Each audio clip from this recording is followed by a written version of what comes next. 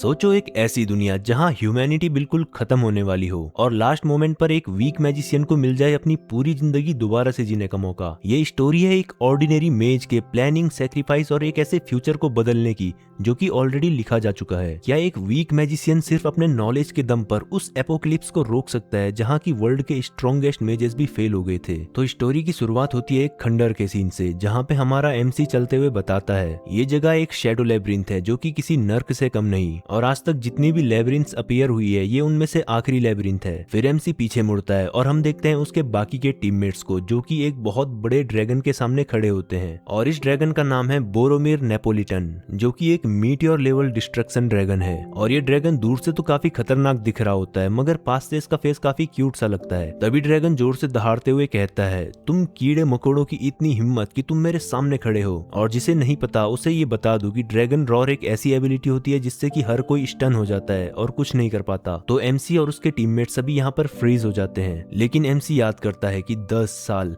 पिछले 10 साल में इस दुनिया ने अनगिनत लोगों की जानें ली हैं। हमारे दोस्त, रिश्तेदार, कॉमरेड्स, किसी को नहीं छोड़ा। और एमसी सीरियस फेस के साथ कहता है, बस अब बहुत हुआ नेपोलिटन, आज मैं तुम्हें मार के इस नर्क को हमेशा हमेशा के लिए खत्म कर दूंगा। तभी वो ड्रैगन एमसी के ऊपर अटैक कर देता है, लेकिन एमसी उससे बचते हुए अपने मैजिक सर्कल को एक्टिवेट करता है और जल्दी से नेपोलियन के मैजिक पैटर्न को एनालाइज करके उसके मैजिक को टेम्परेरी सील कर देता है और फिर अपने टीममेट्स को अटैक करने के लिए इशारा करता है। और उसके सारे टीममेट्स एक साथ मिलकर नेपोलियन के ऊपर अटैक कर देते हैं और नेपोलियन फाइनली मारा जाता है। तो एमसी चैन की सांस लेते हुए कहता है, फाइनली क्या मैं इस नर्क से बाहर निकल सकता हूँ? और हम देखते हैं कि ये पूरे 6 लोगों की टीम होती है जो कि फिर एक जगह पर बैठकर आपस में बातें करते हैं। हमें पहले बंदे के बारे में बताया जाता है कि ये नाइट ऑफ लाइट है और ये एक स्वॉर्ड्समैन है जिसका नाम है रफेलो। ये स्पाइकी बालों वाला बंदा कहता है, गुड जॉब एवरीवन, हमने फाइनली दुनिया को बचा दिया। फिर हम दूसरे मेंबर को देखते हैं जो कि है किंग ऑफ एस्टबन और इसका नाम है डॉनीव एसाइलन।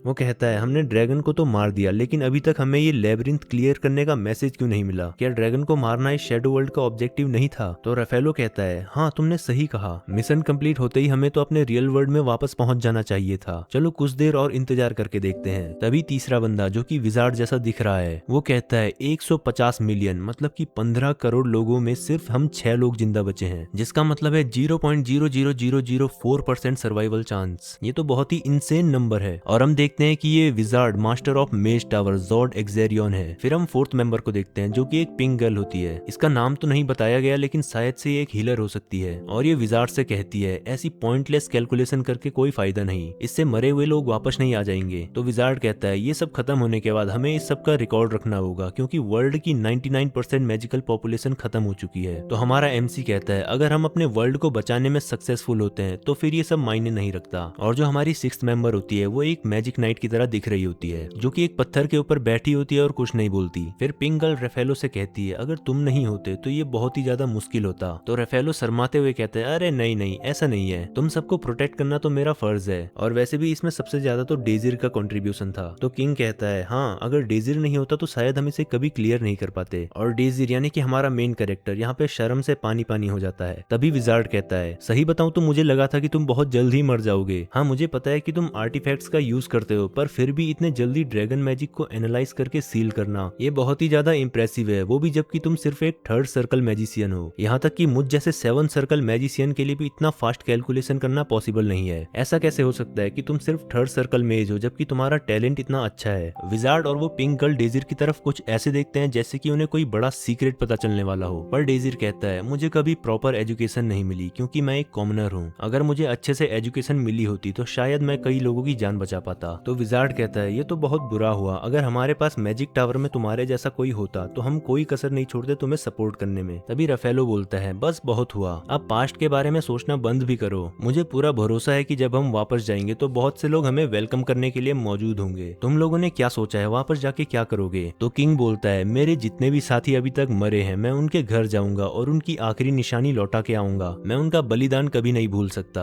और पिंक गर्ल बोलती है, मैं लीग ऑफ वेस्टर्न किंगडम में जाऊंगी और जो लोग मरे हैं उनकी फैमिलीज की हेल्प करूंगी। मुझे लगता है उन्हें खुशी होगी अगर कोई टेंपल या फिर मेमोरियल बनाया जाए मरे हुए लोगों की याद में। विजार्ड कहता है मैं इस इंसिडेंट पे रिसर्च करूंगा ताकि ऐसे शैडो लैब्रिंथ दोबारा कभी अपीयर ना हो। अगर इस लेवल का शैडो लैब्रिंथ दोबारा कभी अपीयर हो जाए तो फिर तो दुनिया खत्म है। राफेलो मैजिक नाइट से पूछता है तुम्हारा क्या प्लान है एजेस्ट, पर मैजिक नाइट एजेस्ट एकदम ही सीरियस होकर उसे देखती है और बिना रिप्लाई दिए पीछे मुड़ जाती है। तो राफेलो डरते हुए कहता है ओ ओके ओके, तुम्हारा क्या प्लान है डेजिर, तुम्हारे जैसे बंदे को तो हर कोई वेलकम करेगा। तभी विजार्ड कहता है हाँ तुम चाहो तो मेरे साथ आ सकते हो या फिर तुम हेब्रियन एकेडमी में वापस जाना चाहते हो। और डेजिर सोचने लगता है कि उसे क्या करना चाहिए। तभी जोर से आवाज आती है बूम, और सब लोग शॉक हो जाते हैं कि अभी भी कुछ बचा है क्या। मुझे तो लगा था कि ये शैडो लैब्रिंथ क्लियर हो चुका है और हमने तो ड्रैगन को भी मार दिया था। तभी किंग कहता है नहीं, लगता है हमने ड्रैगन को कम्प्लीटली खत्म नहीं किया। तो विजार्ड चिल्लाते हुए कहता है नहीं ऐसा नहीं हो सकता, हमने तो क्रॉस चेक भी किया था कि ड्रैगन की सांसें बंद हो गई थी। क्या ये ड्रैगन का हार्ट हो सकता है? मैंने बहुत पहले एक बुक में पढ़ा था कि ड्रैगन का हार्ट एक इंजन जैसा होता है जो कि एक माना सर्कल की तरह है। ये बहुत ज्यादा माना स्टोर करके रखता है ड्रैगन की बॉडी में और ड्रैगन के मरने के बाद ये माना आउट ऑफ कंट्रोल हो जाता है जैसे कि एक ओवरहीटेड इंजन। तभी पिंक गर्ल बोलती है तुम ये क्या बोल रहे हो, कुछ समझ नहीं आ रहा, सीधे मुद्दे की बात बताओ। तो डेजिर कहता है जब एक इंजन ओवरहीट हो जाता है तो वो एक्सप्लोड होता है। तो वो लड़की कहती है ये बात हमें पहले क्यों नहीं पता थी। विजार्ड जवाब देता है क्योंकि ये आज तक की हिस्ट्री में पहली बार है जबकि किसी ने ड्रैगन को मारा हो। एक कंप्रेस्ड माना एक्सप्लोड हो रहा है जो कि 7 सर्कल नहीं बल्कि उससे भी हाई लेवल का है। मैं तो कैलकुलेट भी नहीं कर पा रहा, माफ करना पर अब हम कुछ नहीं कर सकते। तभी वो पिंक गर्ल एक स्पेल पढ़ने लगती है लेकिन स्पेल पूरा होने से पहले ही सब लोग भाप बन जाते हैं। और लास्ट टाइम में डेजिर अपने हाथों को देखते हुए कहता है क्या यही एंड है, लेकिन फिर वो आंखें खोलता है और देखता है कि उसे तो कुछ नहीं हुआ और वो बगल में एक मिरर में खुद को देखकर एकदम ही शॉक हो जाता है। वो कहता है ये क्या, मैं ऐसा क्यों दिख रहा हूँ, मैं पक्का मर गया था अभी थोड़ी देर पहले। डेजिर अपने आसपास देखता है तो वो काफी सारे लोगों के बीच में खड़ा होता है और वो सभी लोग एक तरफ देख रहे होते हैं। जैसे ही डेजिर पीछे मुड़ता है तो वो देखता है वहाँ पर एक लड़की चलते हुए आती है और कहती है आप सभी से मिलकर अच्छा लगा, मेरा नाम है ब्रिगेट और मैं एक प्रोफेसर हूँ हेब्रियन एकेडमी में। आप सभी लोग यहाँ पर हेब्रियन एकेडमी में एनरोल करने के लिए आए हो, मैं आप सभी का स्वागत करती हूँ। तभी पीछे कुछ बच्चे प्रोफेसर ब्रिगेट के बारे में बातें करने लगते हैं, शायद इन्हें प्रोफेसर कुछ ज्यादा ही पसंद आ गई है। तभी आगे से प्रोफेसर चिल्लाते हुए कहती है हे मैं तुम्हारी बातें सुन सकती हूँ, सबके सब चुप हो जाओ। वो कहती है आज यहाँ पर बहुत सारे बच्चे आए हैं लेकिन अनफॉर्चुनेटली सबके सब एकेडमी में नहीं आ पाएंगे। तुम सबका एंट्रेंस एग्जाम होगा और सिर्फ टॉप 600 लोगों को ही एकेडमी के अंदर लिया जाएगा। सारे लोग आपस में बातें करने लगते हैं, क्या तुम्हें पता है किस तरह का टेस्ट लिया जाएगा? नहीं मुझे भी नहीं पता। तभी प्रोफेसर ब्रिगेड बोलती है इस एंट्री एग्जाम में तुम्हारा टास्क होगा एक शैडो वर्ल्ड को क्लियर करना। और डेजिर यहाँ पर बहुत ही डरा हुआ और कंफ्यूज्ड होता है, उसे समझ ही नहीं आ रहा होता कि यहाँ पर आखिर चल क्या रहा है। तभी प्रोफेसर कहती है डरने की जरूरत नहीं है, ये शैडो वर्ल्ड रियल नहीं है, ये तो बस एडमिशन टेस्ट के लिए डिजाइन किया गया सिमुलेटेड वर्ल्ड है। बाकी की जानकारी तुम्हें अपने अपने मेंटोर से मिलेगी जो कि तुम्हें एग्जाम में गाइड करेंगे। एग्जाम अभी से 2 घंटे बाद स्टार्ट होगा, हम फिर मिलते हैं। और प्रोफेसर चली जाती है। वहीं डेजिर अभी भी कंफ्यूज होता है, चलते चलते वो 3-4 लोगों से टकराता है और फिर एक जगह पर रुककर सोचता है क्या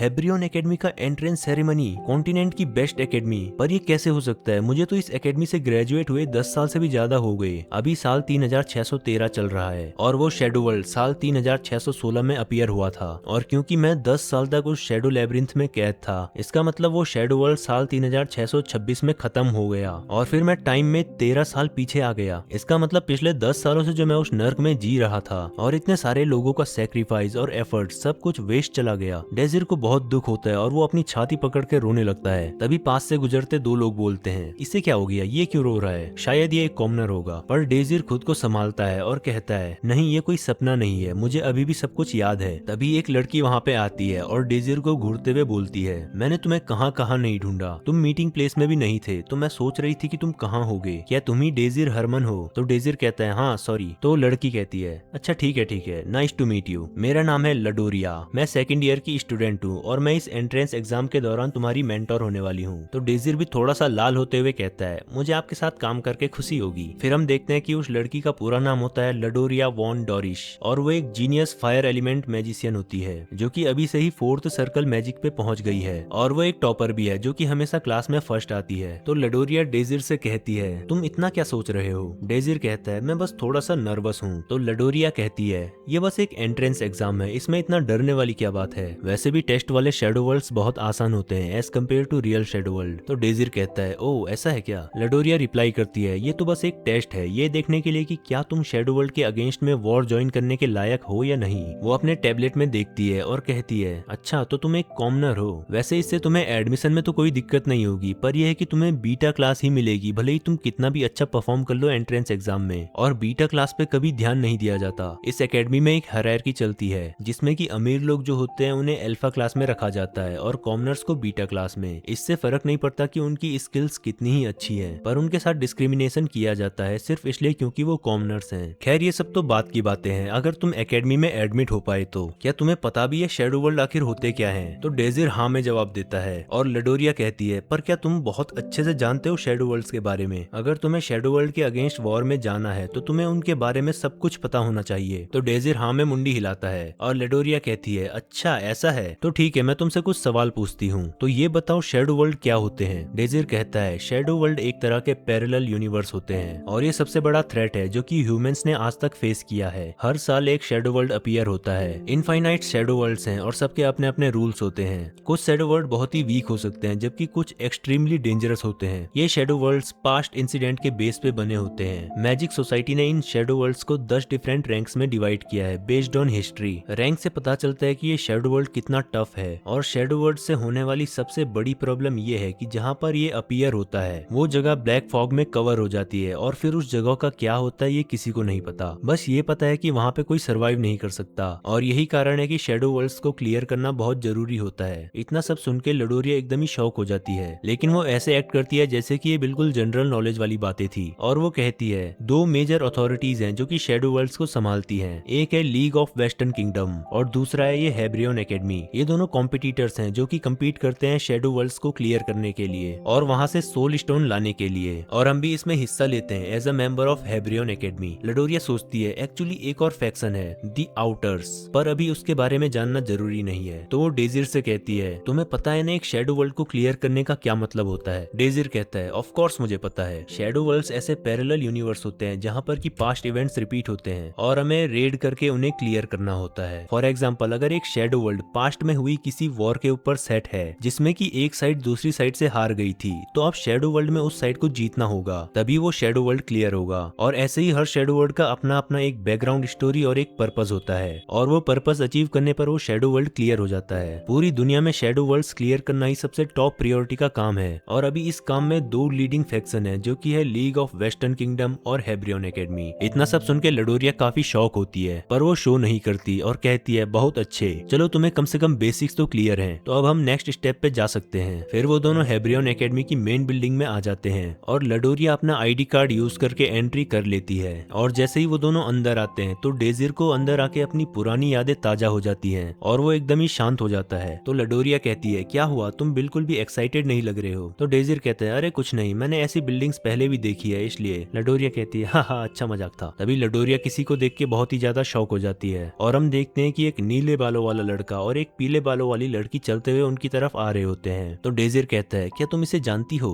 लडोरिया कहती है, हाँ ये एक बेवकूफ है, इसका नाम है एलहीम और ये एक वाटर मेज है जो कि बिल्कुल ही मेरे से अपोजिट है, एलिमेंट में भी और पर्सनैलिटी में भी। तो डेजिर लडोरिया को टीज करते हुए कहता है, लगता है तुम्हें ये कुछ ज्यादा पसंद नहीं। और लडोरिया कहती है, ऑब्वियसली वो बेवकूफ है जो कि फालतू बातें करता है और मुझे उससे नफरत है। तभी वो नीला तोता बोलता है, हे लडोरिया, क्या तुम थोड़ा सा लेट नहीं हो गई हो? शायद तुम उन छोटे छोटे पैरों से ज्यादा तेज नहीं चल पाती होगी। तो लडोरिया कहती है, तुम हमेशा की तरह अपनी बकवास करने लग गए हो, मुझे समझ नहीं आता कि तुम इतना फालतू बोलना कहाँ से सीखते हो। एलहीम बोलता है, तुम जैसी बेकार फायर एलिमेंट मेज के मुंह से इतनी बड़ी बड़ी बातें कैसे निकल रही हैं? माहौल थोड़ा सा टेंस होने लगता है। लडोरिया कहती है, क्या सही में? लगता है तुम भूल गए हो, अभी 1 महीना भी नहीं हुआ जबकि इस बेकार फायर एलिमेंट से तुमने मार खाई थी। एलहीम कहता है, तुम्हें अभी तक समझ नहीं आया कि मैं तुमसे सीरियसली नहीं लड़ रहा था, देखा इसलिए तो अभी तक तुम इतनी पिछड़ी हुई हो। तो लडोरिया कहती है, मैं सच में उम्मीद करती हूँ कि तुम सीरियसली नहीं लड़ रहे थे, क्योंकि अगर वो तुम्हारा बेस्ट था तो मैं तुम्हें रिकमेंड करूंगी कि तुम ड्रॉप आउट कर लो। फिर हम देखते हैं कि उनकी पर्सनैलिटीज को नेवला और सांप से कंपेयर किया जाता है। तभी एलहीम खुद को नॉर्मल करते हुए कहता है, हे तुम जरूर लडोरिया के मेंटी होंगे। तो डेजिर हाँ कहता है और एलहीम उससे पूछता है, तुम्हारा क्या नाम है? तो डेजिर रिप्लाई करता है मेरा नाम है डेजिर हरमन। और एलिहिम अपने टैब में देखता है और कहता है डेजिर हरमन, हाँ एक कॉमनर, अच्छा तो तुम एक पथेटिक कॉमनर को मेंटोर कर रही हो। खैर तुम्हें सूट भी करता है पर ये तो हार्डली एक कंपटीशन माना जाएगा। तो लडोरिया कहती है क्या, कैसा कंपटीशन? एलिहिम रिप्लाई करता है अच्छा तो अब तुम्हें कंपटीशन के बारे में भी नहीं पता, लगता है तुमने ग्रुप लिस्ट चेक नहीं की, हम दोनों एक ही ग्रुप में हैं और मेरी मेंटी तुम्हारे वाले को आसानी से एलिमिनेट कर देगी। तो लडोरिया कहती है तुम इतना श्योर कैसे हो सकता है मेरा मेंटी जीत जाए। एलिहिम कहता है देखो मैं मजाक नहीं कर रहा, कोई चांस ही नहीं है कि एक कॉमनर मेरे मेंटी को हरा सके। तुम्हें पता भी है वो कौन है, वो एक मैजिक नाइट है। लडोरिया शॉक हो जाती है, एक मैजिक नाइट, नो वे। तो एलिहिम कहता है मुझ पे भरोसा नहीं है तो खुद ही पूछ लो। तो लडोरिया उसके पास जाके पूछती है तुम्हारा क्या नाम है, और डेजिर भी उसे देख के खुश हो जाता है। फिर वो लड़की अपना नाम बताती है एजेस्ट किंग्स क्राउन, और ये वही लड़की है जो कि लास्ट में जो 6 लोग बचे थे उनमें से एक ये भी थी। और लडोरिया उसे देख के शॉक हो जाती है और कहती है oh my God, ice element magic night, third circle magician और तो और स्वॉर्ड फाइटिंग स्किल्स भी। एलिहिम यहाँ पर बहुत ही खुश हो रहा होता है और कहता है ये एक प्रोडिजी है, जबकि एजेस्ट अभी से ही एलिहिम की बातों से पक चुकी है। लडोरिया डेजिर को देखते हुए सोचती है ओ शिट, इसका तो कोई चांस ही नहीं है जीतने का। तभी एलिहिम बोलता है क्या हुआ, अब तुम्हारा मुंह बंद हो गया? और वो जाते जाते डेजिर से कहता है तुम्हारे लिए एक छोटी सी फ्री की एडवाइस है, अगर बाई चांस तुम्हारा लक अच्छा रहा और तुम एंट्री एग्जाम पास कर भी दिए तो भी बीटा क्लास में रहने से बढ़िया तो ये होगा कि तुम एकेडमी में ना आओ, इसलिए अभी से गिव अप कर दो। और वो चला जाता है। वहीं लडोरिया को गुस्सा आ रहा होता है, लेकिन एजेस्ट को देखकर डेजिर बहुत खुश होता है और वो लडोरिया को इग्नोर कर देता है। तभी एक अनाउंसमेंट होती है एंट्रेंस एग्जाम स्टार्ट होने वाला है, सभी लोग एग्जाम साइट पर आ जाएं। लडोरिया डेजिर को कहती है ये जो कुछ भी हुआ अभी अभी, इस सब के बाद तुम स्माइल कैसे कर सकते हो? तो डेजिर कहता है चलो अभी हमें चलना चाहिए। फिर नेक्स्ट सीन में हम देखते हैं सभी लोग एक हॉल में जमा होते हैं और डेजिर यहाँ से वहाँ जाते हुए चीजों को चेक कर रहा होता है। क्या ये पहले भी ऐसा ही दिखता था? तभी साइड से एक लड़की बोलती है क्या तुम शांति से खड़े नहीं रह सकते, तुम हम सबको एम्बेरेस कर रहे हो। जैसे ही डेजिर पीछे मुड़ के देखता है वो बिल्कुल ही शॉक हो जाता है। वो भाग के उस लड़की के पास जाता है और कहता है रोमांटिका तुम जिंदा हो, तुम ठीक तो हो ना, तुम्हें कहीं चोट तो नहीं लगी? तो लड़की कहती है हे ये तुम क्या कर रहे हो, दूर रहो। तभी डेजिर को ध्यान आता है ओ शिट मैंने गड़बड़ कर दी, और वो कहता है सॉरी वो मैं थोड़ा कंफ्यूज हो गया था। लेकिन वो लड़की यहाँ पर बिल्कुल ही टेरिफाइड होती है, लिटरली उसका रिएक्शन ऐसा होता है जैसे कि उसने कोई मॉन्स्टर देख लिया हो। तभी पीछे से लोग कहते हैं हे कॉमनर देख के तुम ठीक तो हो ना रोमांटिका? डेजिर एम्बेरेस हो जाता है और सोचता है मुझे लगा नहीं था मैं इसे दोबारा देख पाऊंगा, और मैं खुद को रोक ही नहीं पाया। खैर मुझे खुशी है कि रोमांटिका बिल्कुल ठीक है। वहीं रोमांटिका का रिएक्शन अभी भी ऐसा टेरिफाइड होता है जैसे कि सर पे छिपकली गिर गई हो। डेजिर याद करता है कैसे वो रोमांटिका के मरने पे पूरी तरह से टूट गया था और बहुत फूट फूट के रोया था, लेकिन अब मुझे भरोसा हो चुका है कि मैं टाइम में पीछे आ चुका हूँ और मुझे एक दूसरा चांस मिला है और अब मेरा रास्ता क्लियर है। मैं कसम खाता हूँ मैं दोबारा कभी तुम्हें अकेला नहीं छोड़ूंगा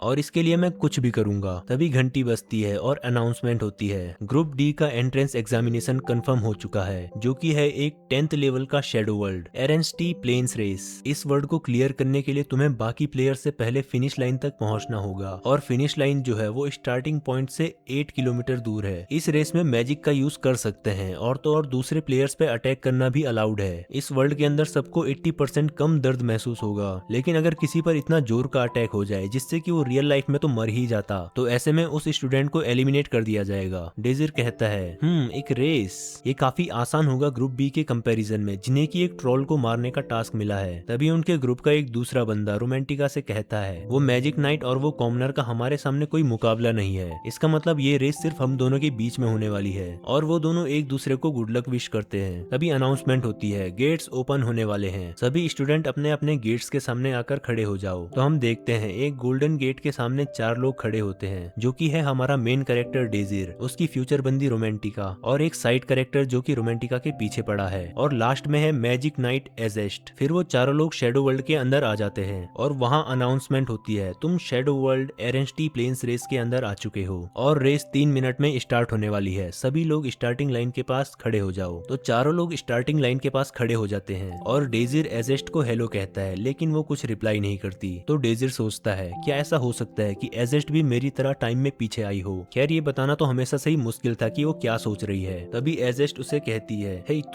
तुम बहुत कमजोर हो। डेजिर कहता है हाँ मुझे पता है, और अपने मन में सोचता है ये तो बहुत ही रूड है। तभी एजेस्ट कहती है नहीं, तुम्हें नहीं पता कि तुम कितने वीक हो, तुम्हारा मैजिक सबसे लोवेस्ट है, और तो और तुम्हारी फिजिकल कैपेसिटी भी बिलो एवरेज है, तुम्हें तो 6th लेवल शैडो वर्ल्ड से ऊपर ट्राई भी नहीं करना चाहिए। तो डेजिर सोचता है क्या वो लड़ाई करने की कोशिश कर रही है। तभी एजेस्ट सामने से कहती है रिलैक्स, भले ही मेरे मेंटोर ने कुछ भी कहा हो, लेकिन मेरा तुम्हारे ऊपर अटैक करने का कोई इंटेंशन नहीं है। डेजिर पूछता है ऐसा क्यों? तो एजेस्ट एक साइड आई देते हुए कहती है क्योंकि तुम्हारे जैसे वीक बंदे को मार के मुझे क्या ही मिलेगा। तभी एक अनाउंसमेंट होती है, रेस 10 सेकंड में स्टार्ट होने वाली है, सभी लोग रेडी हो जाओ। और रेस स्टार्ट होते ही मैजिक नाइट सबसे आगे भागने लगती है और दूसरे नंबर पे वो साइड कैरेक्टर। ये दोनों ऐसे धूल उड़ाते हुए भागते हैं कि रोमांटिका और डेजिर को कुछ दिखाई नहीं देता, और रोमांटिका भागते भागते एक लीफ इम्प के ऊपर पैर रख देती है और उसे सॉरी बोलते हुए कहती है ओह ये कितना क्यूट है। तो बगल से डेजिर जो कि बिना एफर्ट्स के रोमांटिका की स्पीड से भाग रहा होता है, वो कहता है तुम हमेशा से ही क्यूट चीजों को पसंद करती हो। तो रोमांटिका गुस्से में रिप्लाई करती है तुम मुझे जानते भी हो क्या, चुपचाप अपनी रेस पे फोकस करो। डेजिर कहता है हाँ मैं कोशिश तो कर रहा हूँ, पर अगर हम ऐसे ही भागते रहे तो हम दोनों ही एलिमिनेट हो जाएंगे। और रोमांटिका गुस्से में चिल्लाते हुए कहती है चुप हो जाओ, ज्यादा कंफर्टेबल होने की कोशिश मत करो। तो डेजिर कुछ नहीं बोलता और एक स्माइल देता है, जिससे रोमांटिका गुस्से से पागल हो जाती है और कहती है क्या दिक्कत है तुम्हें, तुम इतना अजीब सा स्माइल क्यों कर रहे हो? तो डेजिर कहता है क्योंकि मैं खुश हूँ। रोमांटिका गुस्से में पूछती है तुम इतना खुश क्यों हो रहे हो? क्योंकि आज तुम बहुत लंबे टाइम बाद भाग रहे हो इसलिए? इसमें क्या बड़ी बात है, खैर जो भी है अब बस बहुत हुआ, मैंने ये बात के लिए बचा के रखा था, पर अब तुम देखो ये है वो पावर जहाँ की तुम जैसा कॉमनर कभी नहीं पहुंच सकता।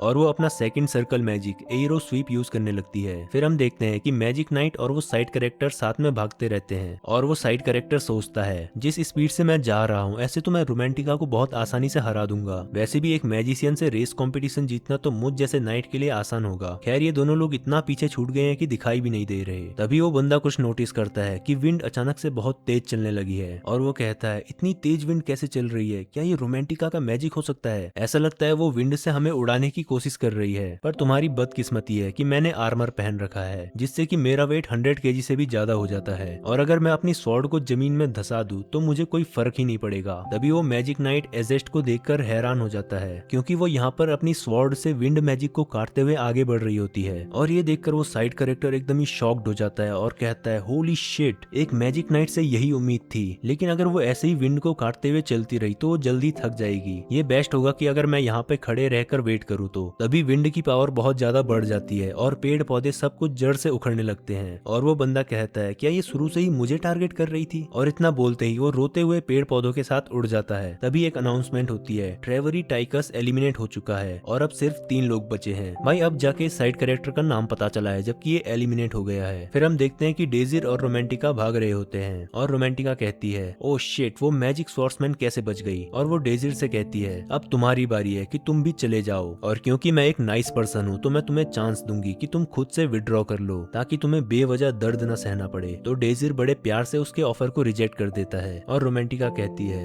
हाँ तुमने सही किया कि खुद से विड्रॉ कर लिया। एक सेकंड, क्या तुमने अभी अभी मेरा ऑफर रिजेक्ट किया? Are you stupid? क्या तुमने अभी मेरी मैजिक पावर नहीं देखी? तुम्हारे जैसा कॉमनर तो मेरी मैजिक पावर के सामने खड़ा भी नहीं रह सकता। और अपना एमसी कुछ नहीं कहता, बस एक स्माइल पास करता है। तो रोमांटिका कहती है हंसना बंद करो, मैंने तुम्हें एक मौका दिया था लेकिन अब मैं तुम्हें नहीं छोड़ूंगी, और क्योंकि इस शैडो वर्ल्ड में कोई मर नहीं सकता तो मैं अब तुम्हारे ऊपर अटैक करूंगी अपनी पूरी पावर से, बच सकते हो तो बच लो। और रोमांटिका बहुत सारे मैजिक सर्कल्स को स्पॉन करके उन्हें डेजिर के ऊपर सेट कर देती है, और एक साथ बहुत सारे मैजिक अटैक्स डेजिर के ऊपर लैंड करते हैं और एक बहुत बड़ा धमाका होता है। रोमांटिका कहती है तुम्हारे ऊपर शॉर्ट रेंज में एक टियर 2 मैजिक से अटैक हुआ है, यहाँ तक कि एक टियर 1 मैजिशियन भी इसके सामने खड़ा नहीं हो सकता। तुमसे मिलकर अच्छा लगा बट फेयरवेल। तभी डेजिर उसके पीछे अपीयर हो जाता है और कहता है तुमने अपना मैजिक कंडेंस करके एक डायरेक्ट अटैक किया मुझ पर जो कि काफी अमेजिंग था। तो रोमांटिका पीछे मुड़ के देखती है और एकदम ही शॉक हो जाती है। डेजिर धुएं से खांसते हुए बाहर आता है और कहता है एक सेकंड टियर मैजिशियन के लिए ये काफी इंप्रेसिव था, जबकि रोमांटिका अभी भी डेजिर को देख के शॉक थी। डेजिर कहता है ये काफी अच्छा था लेकिन तुम अपनी अटैक स्पीड पर कुछ ज्यादा ही फोकस थी, जिससे तुमने हवा की डायरेक्शन पर ज्यादा ध्यान नहीं दिया,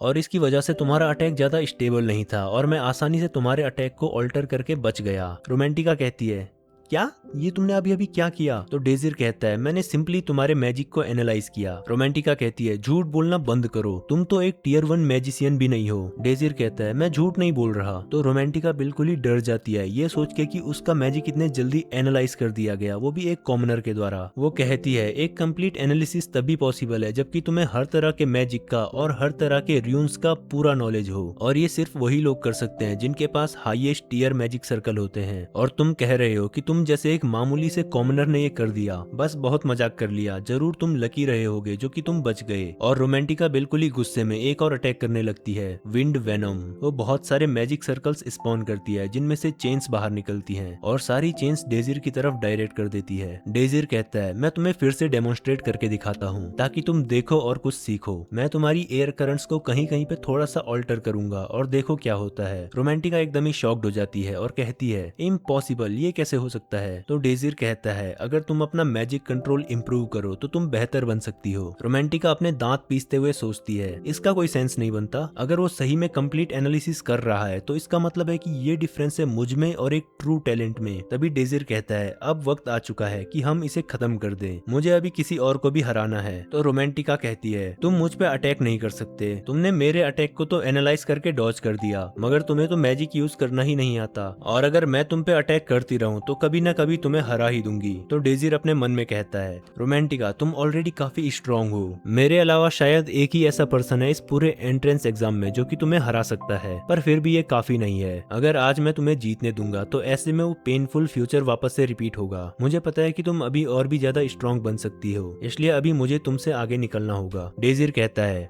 रोमांटिका तुम्हें 3 गलतफहमी है। पहली ये कि भले ही मेरा मैजिक वीक है लेकिन मैं फिर भी मैजिक यूज कर सकता हूँ। दूसरी ये कि तुम स्टार्टिंग से मेरी टारगेट थी ही नहीं। और इतना बोल के डेजिर अपना अटैक करने लगता है जो कि है ग्रीस। और रोमांटिका सोचती है ग्रीस, ये तो एक टियर 1 फिजिक्स मैजिक है, ये एक बेसिक मैजिक है जिससे फ्रिक्शन खत्म हो जाता है, ये तो एक ऑफेंसिव मैजिक भी नहीं है, तो ये इसको क्यों यूज कर रहा है? क्या वो ये कोशिश कर रहा है कि मैं फिसल के गिर जाऊं? तभी वो नोटिस करती है कि ग्राउंड तो बिल्कुल भी स्लिपरी नहीं हुआ, क्या उसने मैजिक यूज करने में गड़बड़ कर दी? तभी डेजिर कहता है और तीसरी बात ये कि शायद तुम इस शैडो वर्ल्ड का मेन ऑब्जेक्टिव भूल गई हो, ये शैडो वर्ल्ड एक मैजिक कॉम्पिटिशन नहीं बल्कि एक रेस कॉम्पिटिशन है। तो ये बात ध्यान में रखते हुए मैं तुमसे ये पूछना चाहूंगा कि बताओ मैंने ग्रीस मैजिक को कहाँ अप्लाई किया? तो रोमांटिका मुंह बनाते हुए कहती है तुम मैजिक एक्टिवेट करने में फेल हो गए है ना? डेजिर कहता है गलत, और मुझे ऐसे फेस एक्सप्रेशन के साथ मत देखो। तो इस सवाल का आंसर है कि मैंने ये मैजिक अपनी बॉडी पे अप्लाई किया है। रोमांटिका कहती है तो इससे क्या होगा? डेजिर कहता है रोमांटिका तुम्हें न्यूटन का 3rd लॉ तो पता है ना?